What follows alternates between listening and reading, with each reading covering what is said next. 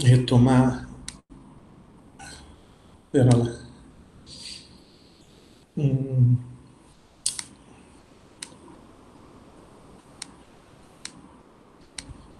colocar no modo de apresentação de tela.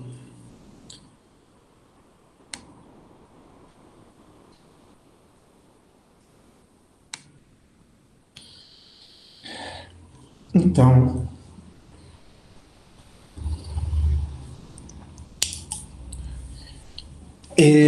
essa questão das faculdades, né?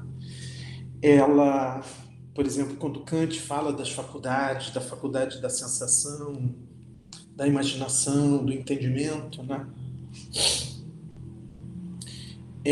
Isso é entendido como faculdade de um sujeito, né? Por isso que o Agamben vai dizer que a Grécia arcaica, né? Ele está falando do Platão e do Aristóteles, né? Não concebia a sensibilidade, a inteligência, ou ainda menos a vontade, como faculdades de um sujeito. A própria palavra aistesis é, em sua forma, um nome de ação em si, que exprimia uma atividade real, né?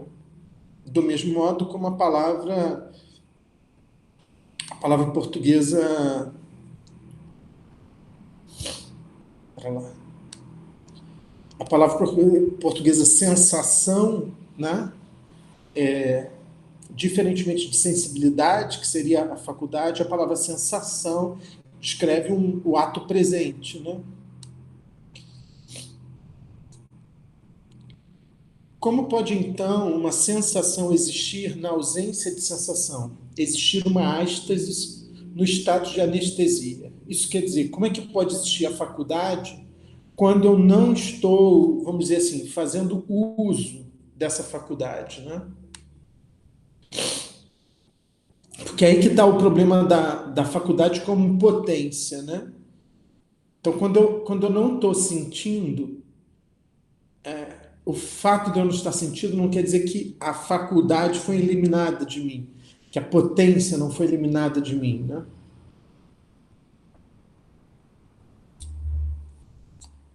Essas perguntas nos introduzem imediatamente no problema daquilo que Aristóteles chama de dynamis, potência.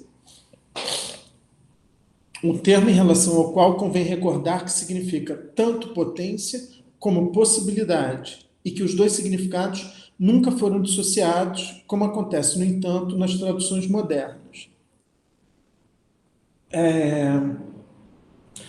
Então, quando dizemos que um homem tem a faculdade de ver, a faculdade de falar, ou como escreve Hegel, e Heidegger repetirá a seu modo, a faculdade da morte, então você vê ele aqui já está usando esses exemplos que ele, na conferência Experimento Língua, vai retomar, né?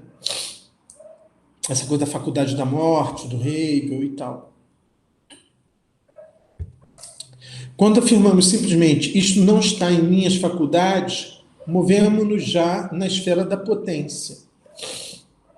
O termo faculdade exprime assim o modo como uma certa atividade é separada de si mesma e atribuída ao sujeito, o modo como um vivente tem sua praxis vital. Algo como uma faculdade de sentir se distingue do sentir em ato, de modo que este possa ser referido propriamente a um sujeito. Nesse sentido, a doutrina aristotélica da potência contém uma arqueologia da subjetividade, né? Então, embora Aristóteles não tenha, os gregos, né, não tenham a categoria de sujeito, e, portanto, não tenha a ideia de uma faculdade, né, que atribuída a um sujeito, né, ele tem a categoria de potência. Então, a categoria de potência é como se fosse o modo como Aristóteles pensa algo que para o qual ele ainda não tem uma categoria, que é o sujeito. Por isso que ele fala de uma arqueologia da subjetividade. É o modo como o problema do sujeito se anuncia um pensamento que não tem ainda essa noção. Rex, aí essa é uma palavra que a gente começou a ver da última vez, é uma palavra muito importante, né? O que é o Rex? Do mesmo modo como você tem esse aistesis, esse IS aqui, tem um cis aqui que indica esse processo, né? Então, por isso que um modo de você traduzir isso é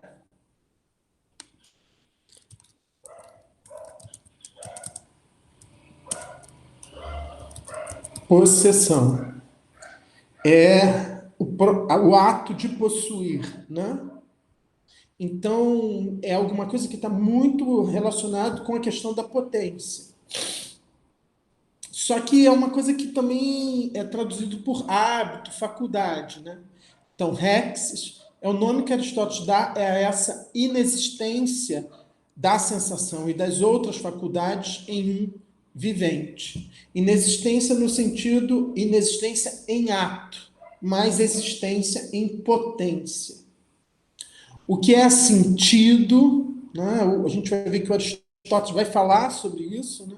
O que é sentido não é uma simples ausência, mas algo que assume a forma de uma privação. No vocabulário de Aristóteles, estéresis. Privação está em relação estratégica com rexis. Isto é, de algo que atesta a presença do que falta ao ato. Então, existem vários sentidos de privação, mas em alguns sentidos, a privação pode ser entendida como um modo de ter. Né? Isso é uma sutileza do Aristóteles que o Agamben vai explorar muito. E aí a gente vai lá para essa passagem. Eu mandei isso para vocês ontem.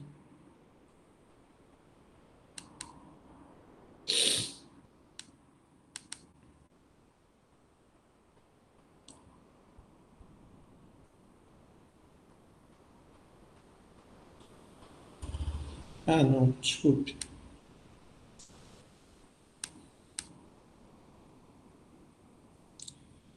Distante só, pessoal.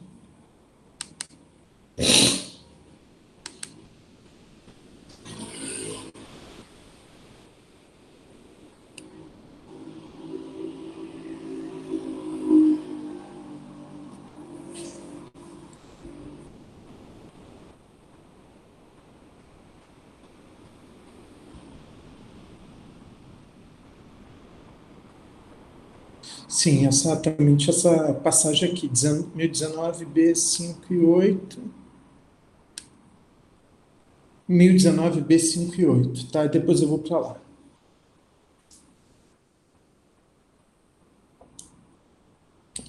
Ter uma potência, ter uma faculdade significa ter uma privação.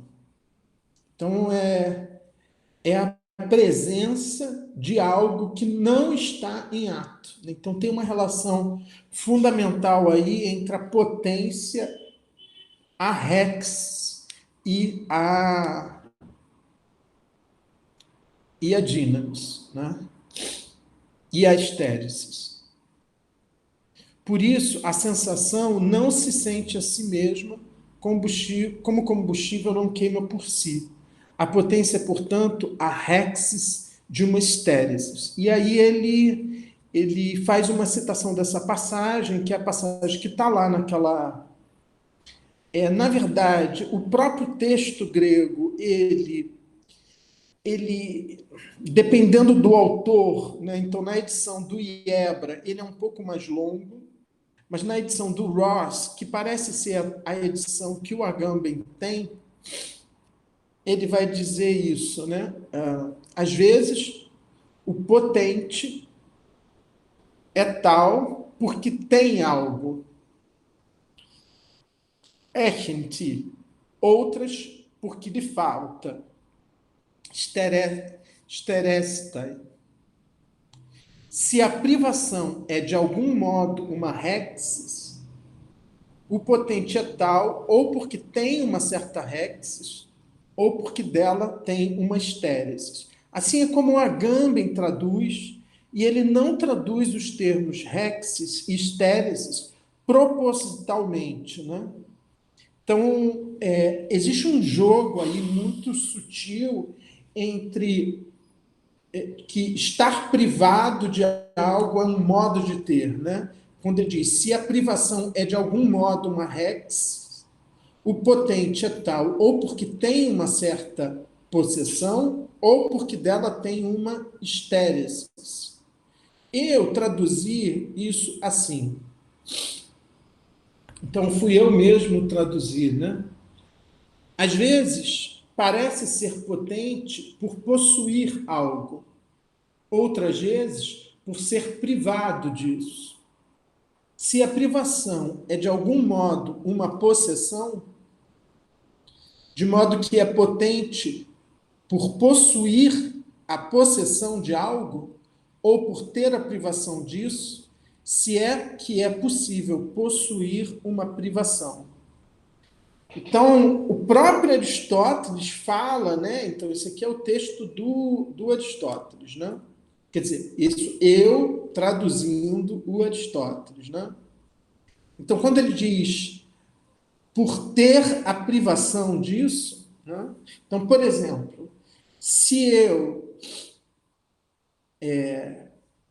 existem muitos níveis de privação. Então, por exemplo, se eu sou uma pedra é privada de visão. Um cego é privado de prisão, mas são dois modos de privação diferentes. Um cego é privado de visão, mas ele é privado de uma coisa que, em tese, ele deveria ter pela sua natureza, enquanto que a privação da visão que corresponde à pedra é a privação de algo que não diz respeito à natureza dela. Enquanto que um ser humano, mesmo que enxergue no escuro, está privado da visão, porque está escuro e ele não consegue ver. Então, isso também é uma privação. São níveis distintos de privação. Né? O Aristóteles ele vai explicar isso, né, no verbete sobre a privação que eu vou citar lá no livro dela, né, sobre as estéreses. Então, mas de qualquer modo,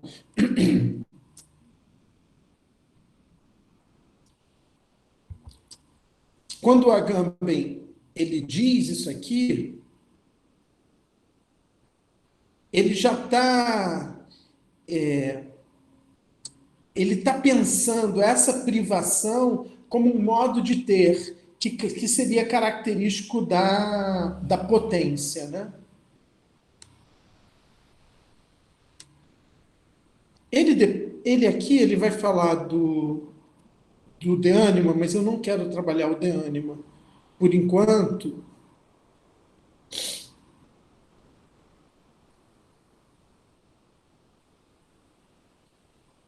Bom, e aí aqui a gente chega nessa passagem que a gente já viu da outra vez, né? E que tem a ver com essa última passagem que ele cita do livro Teta,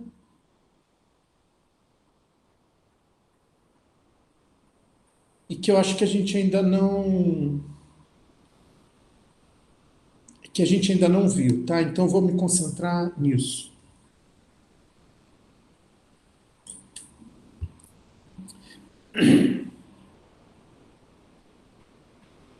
Então ele vai dizer aqui que a ambivalência específica de toda a potência humana, que em sua estrutura originária mantém-se em relação com sua privação, né? É nesse sentido dessa estéresis aristotélica, tá?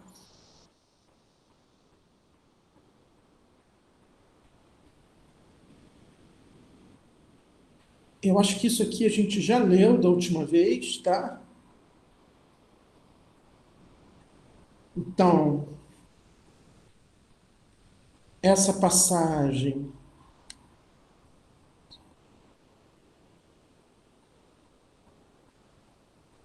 é essa daqui, tá? Que eu acrescentei mais uma frase que o Agamben não cita, né?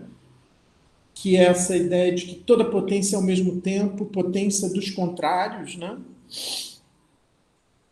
Tanto de ser quanto de não ser, quanto de ter quanto de não ter, né? Quanto de fazer quanto de não fazer, né? Mas eu acho que isso tudo eu já vi com vocês da última vez. É que tem 2 semanas aí que a gente não se encontra.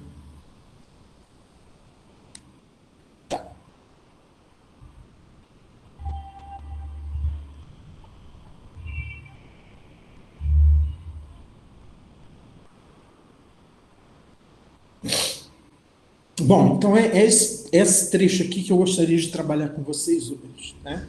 É um trecho bastante complexo, bastante difícil. Ele diz assim: chegou o momento de interrogar mais de perto a relação entre potência e impotência, entre o poder e o poder não. Como pode, de fato, uma potência passar ao ato, se toda potência é, desde logo, impotência de não passar ao ato? Desculpa, é desde logo potência de não passar ao ato. Nessa, eu tenho sempre ambas as potências, a potência de fazer como a potência de não fazer. E como podemos pensar o ato da potência de não? Isso é uma outra coisa, uma questão muito agambeniana, né? Ou seja, se eu tenho a potência de fazer e eu passo ao ato, eu faço. Mas se eu tenho a potência de não fazer, como é que eu passo ao ato da potência de não?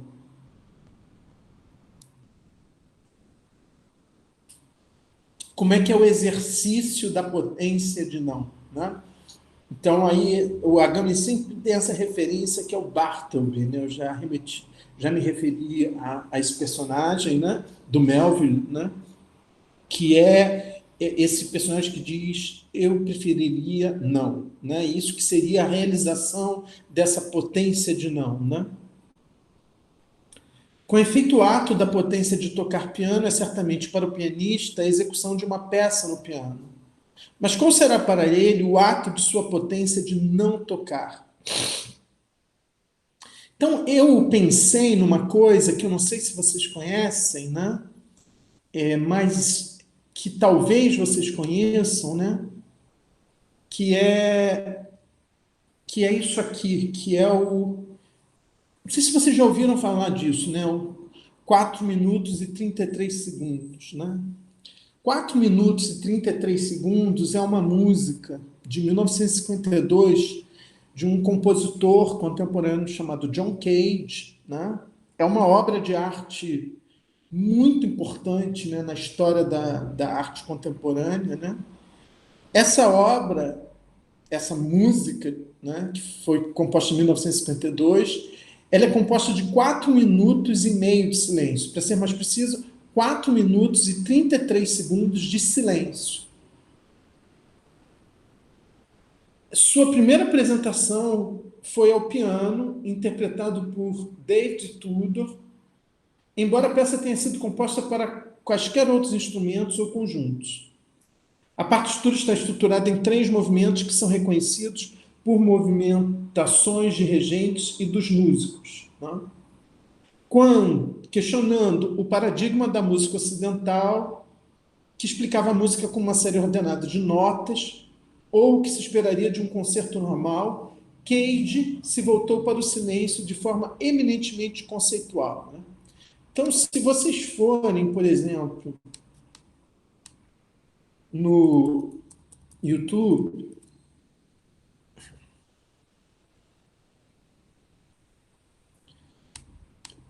e vocês colocarem aqui.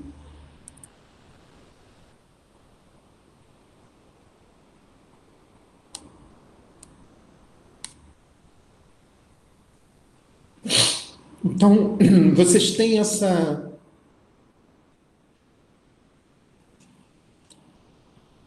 Vocês estão vendo aqui essa.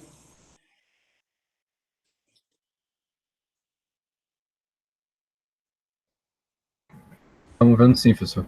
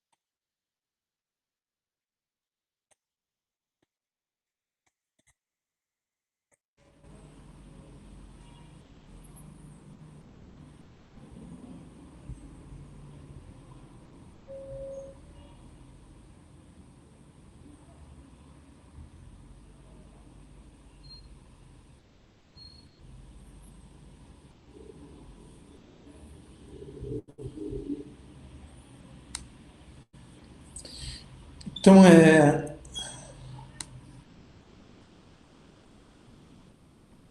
você tem orquestras sinfônicas executando essa peça, né?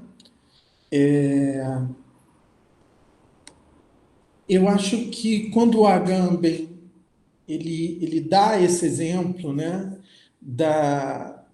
quando ele coloca essa questão, como podemos pensar o ato da potência de não? E o que acontece a essa potência de não tocar no momento em que ele começa a tocar? Então, com efeito, o ato da potência de tocar piano é certamente para o pianista a execução de uma peça de piano. Mas qual será para ele o ato de sua potência de não tocar piano? Eu acho que o Agamben tem em mente essa performance, essa obra que é considerada uma das obras mais revolucionárias, né, da arte do século XX. Né? O John Cage é considerado um dos maiores artistas, mais importantes artistas do século XX, né? E eu acho que ele tem em mente isso. Então, do mesmo modo, eu acho que, assim como o Bartleby, do Melville, funciona como um grande paradigma dessa potência de não, eu acho que essa obra do John Cage também funciona, né, nesse sentido.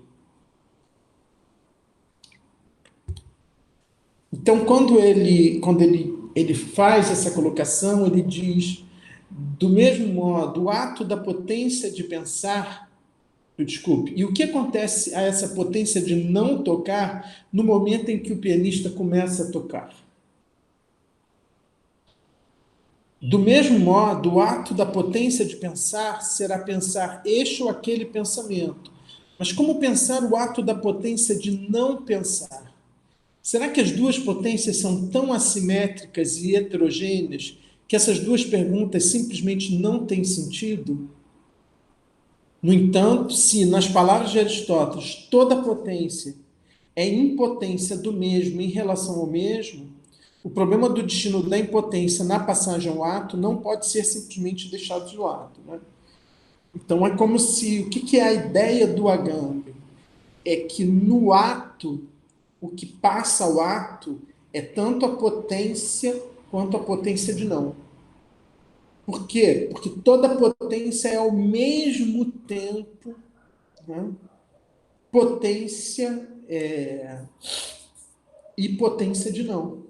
Então, algo da potência de não também passa ao ato quando eu realizo uma potência, né? Então, é isso que ele vai deixar para o final, né? É garantir essa potência de não, né? A sobrevivência dessa potência de não, mesmo no ato, né? Então, é aí que vem essa passagem, que é uma passagem muito difícil e que o Agamben vai interpretá-la de um modo muito peculiar, exatamente por isso, né? Porque ele vai estar trabalhando com essa ideia da potência, da dinamia como potência de não, né? E ele vai dar uma interpretação dessa passagem diferente de todas as interpretações anteriores. E a única pessoa que vai questionar a primeira pessoa que vai questionar essas interpretações anteriores vai ser exatamente o Heidegger, no curso dele, mas que o Heidegger vai dar uma interpretação que também não é do Agamben, tá? A gente vai ver isso, tá? Fala, Bernardo. Professor, eu não lembro se foi na primeira ou na segunda aula, você comentou com a gente, né, sobre aquela questão do Benjamin, né, sobre essa experiência do indizível, etc. E aí você mencionou como que no Wittgenstein a gente tem algo como um convite ao silêncio, né? E aí eu estava pensando, né, claro que esse foi um dos exemplos, né, que o Agamben dá, mas seguindo essa linha, o que faria com que essa experiência da língua, né, essa questão da potência de não caísse em um convite ao silêncio como o Wittgenstein faz, né, no final do Tetractus? Você também está fazendo História da Filosofia Contemporânea 1? Não, não, mas é um tema que me interessa. Mas não estou fazendo, não. Não, mas você se referiu a uma coisa que eu disse hoje na aula. Ah, não, é porque você disse isso, acho que na primeira aula do nosso curso, ou na segunda aula, talvez. Ah, tá. É porque eu estou trabalhando muito isso em Contemporânea Uhum. 1. Não, eu acho que não é a mesma coisa. Não é a mesma coisa. Até porque o Agamben, ele quer eu já trabalhei isso nos outros cursos, né? Nos cursos que eu trabalhei, a relação entre o Agamben e o Wittgenstein. Eu escrevi texto sobre isso, sobre o experimento língua no Agamben e no Wittgenstein e tal. Eu já até publiquei texto sobre isso. O Agamben, ele quer uma experiência da linguagem que não seja uma experiência do silêncio, né? Isso quer dizer que, ou seja, como uma. Então, eu acho que, num certo sentido, nos utilizando agora, né, desse vocabulário que a gente está começando a construir, é exatamente um pouco essa virada da impotência para a potência de não.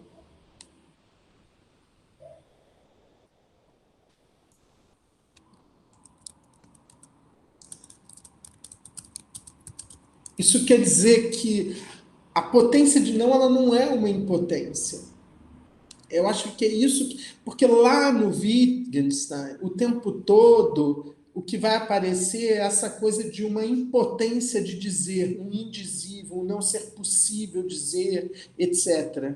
né? Então, o tempo todo ali, o que fica aparecendo, o que fica marcado é a questão da impotência, né?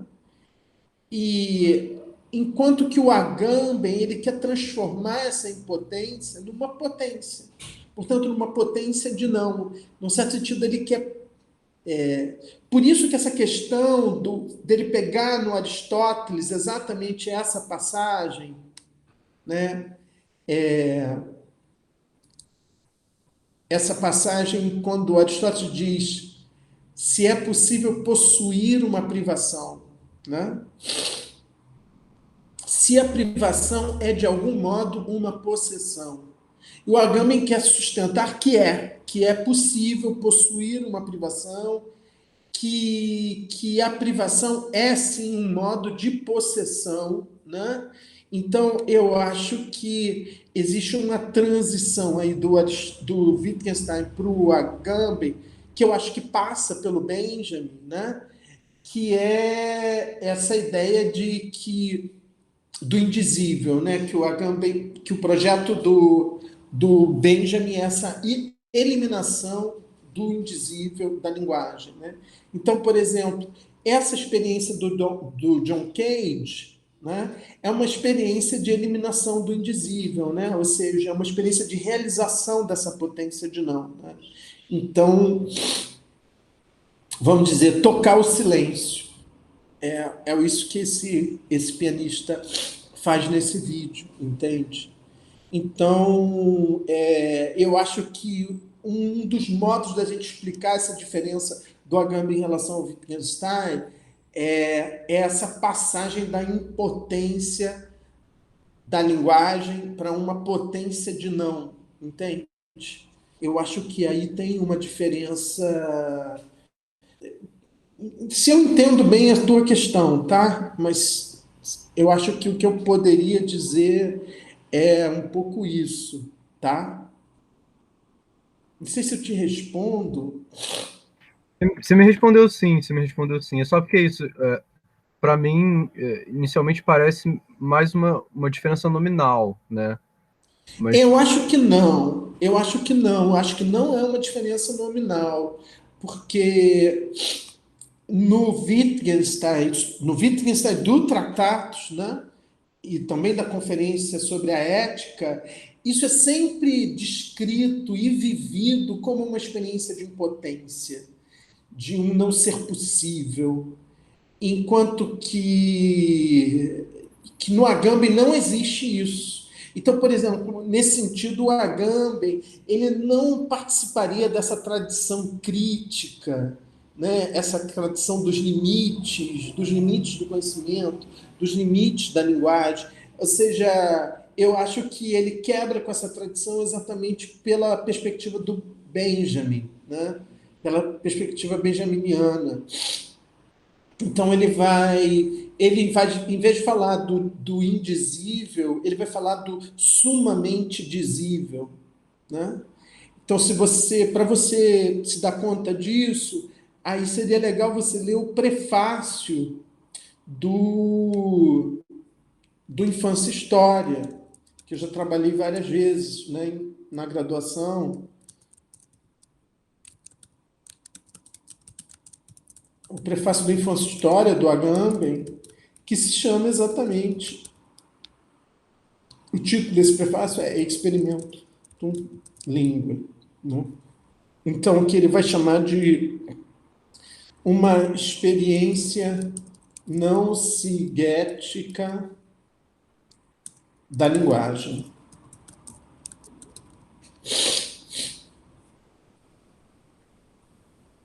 Ah, desculpe.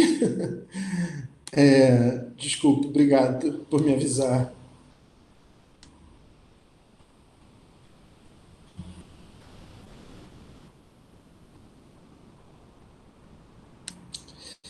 Isso aqui que eu escrevi, né? O prefácio de Infância e História, do Agamben, que se chama também Experimento em Língua, e onde ele fala dessa experiência não sigética da linguagem. Não sigética quer dizer, sigé em grego quer dizer silêncio, né?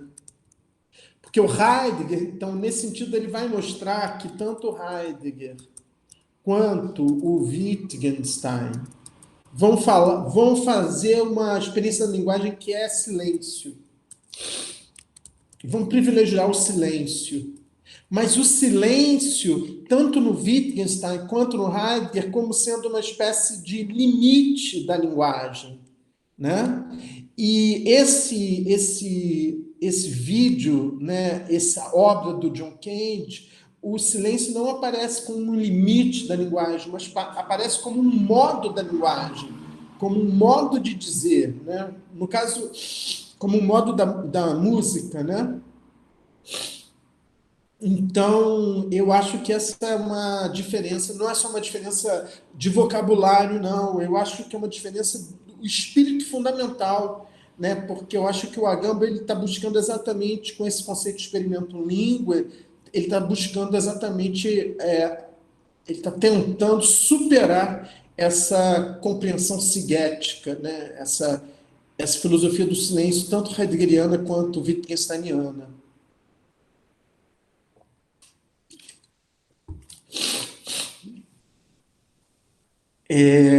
Nesse sentido, eu acho ele mais próximo, ele é explicitamente mais próximo do Benjamin, né, porque ele mesmo usa o Benjamin, mas ele também é mais próximo do Lacan, né, eu acho, né, da compreensão de linguagem do Lacan. Então, essa ideia de uma potência de não que que se mantém na passagem ao ato, ele vai encontrar isso numa passagem bem obscura do Aristóteles, que a gente tem que se perguntar exatamente o que o Aristóteles está querendo dizer ali, quando ele diz assim, a resposta que Aristóteles dá a essas perguntas que ele fez aqui, né? Todas essas perguntas, né? Constitui, apesar de sua drástica brevidade, que de fato Aristóteles não explica muito isso, uma das realizações mais extraordinárias de seu gênio filosófico. E, todavia, ela permaneceu sem ser ouvida na tradição da filosofia. E aí ele faz citação dessa passagem que ele traduz de um modo completamente diferente de como os outros tradutores traduzem. Eu vou mostrar isso para vocês. Ele traduz isso assim, e é muito difícil de entender o que isso quer dizer na tradução que ele dá. É potente, est de ginaton, aquilo para o qual tuto ho, se acontece o ato de que se diz ter a potência, não haverá nada de impotente. Uden est adinaton. Para mim é muito obscuro o que quer dizer isso, tanto em grego quanto na tradução do Agamben. Aí ele diz assim, a leitura comum entende essa frase como se Aristóteles quisesse dizer o seguinte, é possível aquilo em relação ao qual não há nada de impossível. De fato, todas as traduções dessa passagem do Aristóteles que eu procurei traduzem assim. Vocês não traduzem aqui nada de impotente, traduzem nada de impossível, que é uma tradução possível, porque adinoton quer dizer tanto impotente quanto impossível. Porque dinaton quer dizer tanto potente quanto possível. Então ele vai dizer, a leitura comum entende essa frase como se Aristóteles quisesse dizer, é possível aquilo em relação ao qual não há nada de impossível. Já Heidegger, em seu curso sobre o livro teatro, é o único lugar em que ele cita o curso do Heidegger. Nesse texto, né? É aí. Já Heidegger, em seu curso sobre o livro teatro da metafísica, tinha ironizado sobre a vácua sutileza dos intérpretes que, com um mal dissimulado sentimento de triunfo, atribuem a Aristóteles semelhante tautologia. Então, se vocês forem lá no texto que eu deixei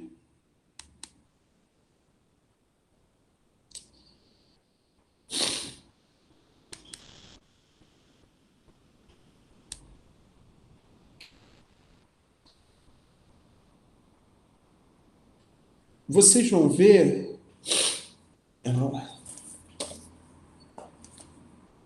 que ele está se referindo a essa passagem aqui, ó, que eu até subi. O Heidegger diz assim: não vale realmente a pena seguir toda essa sutilidade vazia dos intérpretes que, com um certo ar dissimulado de triunfo, imaginam ter aqui finalmente surpreendido o grande Aristóteles cometendo um erro capital. Pois, faz favor, qualquer criança não vê o que nos oferece aquela famosa definição de Aristóteles, dinaton, ho, uk dinaton. Possível é aquilo que não é impossível. Todos os intérpretes entendem que o que o Aristóteles está dizendo ali é isso, que é possível aquilo que não é impossível. Com essa sabedoria, em todo caso, aquilo que é o mais impossível tornou-se possível, como parece ser a regra das interpretações usuais da filosofia. Devo deixar a vocês, está faltando essa aqui, para refutar essa mestria escolar extremamente astuta, né? Então, o Agamben, ele está se referindo a essa passagem lá do curso, né? Eu deixei o texto, eu até mandei vir, porque a tradução, eu tenho uma tradução francesa, além da tradução brasileira, eu tenho uma tradução francesa desse curso, mas eu mandei, até encomendei o texto em alemão para tentar ver como é que o Heidegger está traduzindo isso no alemão, que a tradução parece complicada, mas eu acho que no próprio texto alemão é complicado. Eu vou dar uma olhada agora que chegou finalmente aqui a edição alemã. Então, assim, eu joguei. Não é esse aqui.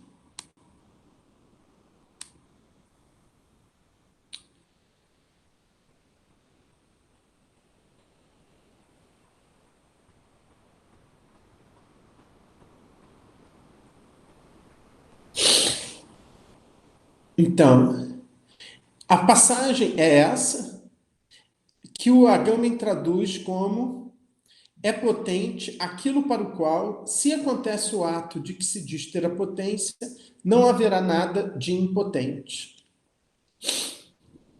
O Reale traduz: algo é impotência, se o traduzisse em ato daquilo que se diz serena impotência, não implica nenhuma impossibilidade, tá vendo? O Tricô vai a mesma coisa. Uma coisa é possível se sua passagem ao ato do qual ela é dita ter a potência não envolve nenhuma impossibilidade. Né? Então, qual é o contexto dessa passagem? Né? É o livro 3, né, do livro Teta, né, da metafísica. É a discussão da tese dos megáricos, né, aqueles que a gente já tinha visto isso, negam que exista potência fora do ato, né? E aí, depois dele fazer toda a crítica dos megáricos, ele faz uma lista de absurdos que seriam as consequências, né? Se nós tomássemos a tese megárica como correta, né? Ele faz uma lista disso. Então, após ele descrever todos os absurdos nos quais se incorreria se nós tomássemos a tese dos megáricos como verdadeira, ele começa a expor a própria doutrina dele da potência. Né? E aí, lá, só isso aqui. E aí, ele começa dizendo assim, diferentemente do que os megáricos afirmam, né, que só há potência se há o ato, o Aristóteles vai dizer: é evidente que potenciatos são diferentes um do outro e que, portanto, eu posso ter a potência independente do ato, né? Então, a passagem imediatamente anterior a essa citação que o Agamben faz é essa daqui. O que ele está dizendo é isso. De tal modo, isso é a tradução que eu fiz, tá? Do texto grego. De tal modo que é admissível que algo tanto tenha a potência de ser, mas não seja, quanto tenha a potência de não ser, mas seja. Então, aqui é muito importante, né? Porque aqui está aparecendo, né? Então, isso é uma pergunta até que eu acho que você, Bernardo, tinha me feito em alguma outra aula, né? Se essa questão da potência de não, se isso era uma invenção do Agamben, ou se isso era uma coisa que existia mesmo no Aristóteles. Não, isso é uma coisa que existe mesmo no Aristóteles. E aqui nessa passagem ele fala claramente, entendeu? Então, é admissível, é aceitável que algo tanto tenha a potência de ser, mas não seja, quanto tem a potência de não ser, aparece aí, a potência de não, dinaton me, mas seja. E da mesma forma, tendo a potência de andar, não ande, e tendo a potência de não andar, ande. Né? Então aqui aparece claramente a potência de não. Né? Então, eu tenho a potência de andar, mas não ando. Ou eu tenho a potência de não andar, mas ando. Então, se eu tenho a potência de andar, eu tenho a potência de não andar. Né? Então, a toda potência sempre vai corresponder à potência de não correspondente.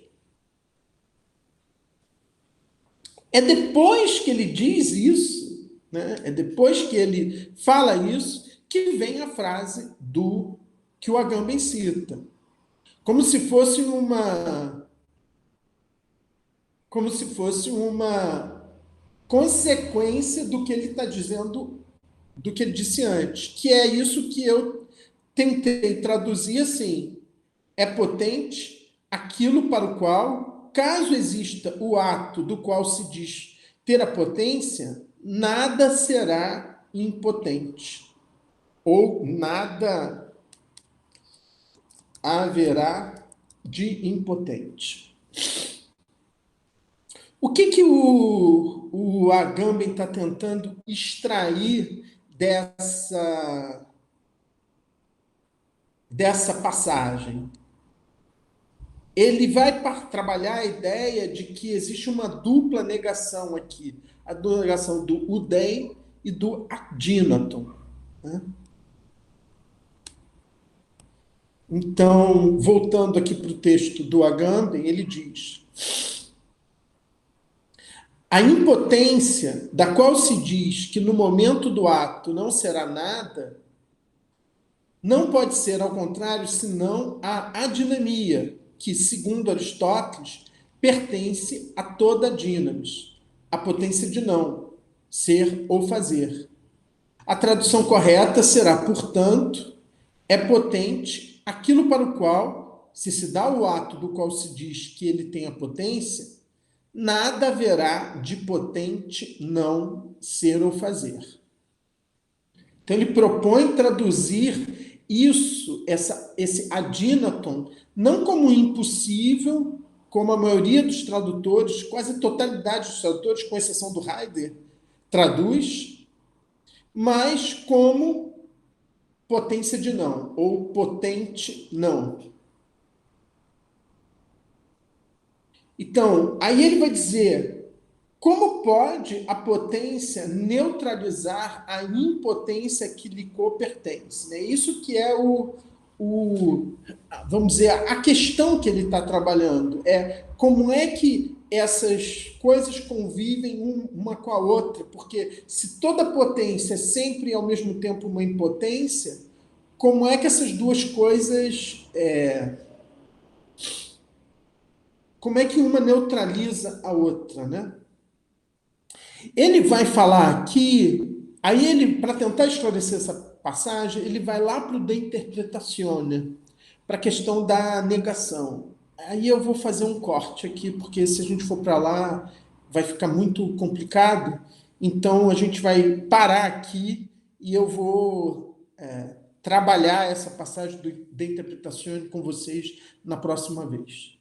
Tá bom? Eu vou concluir, então, aqui.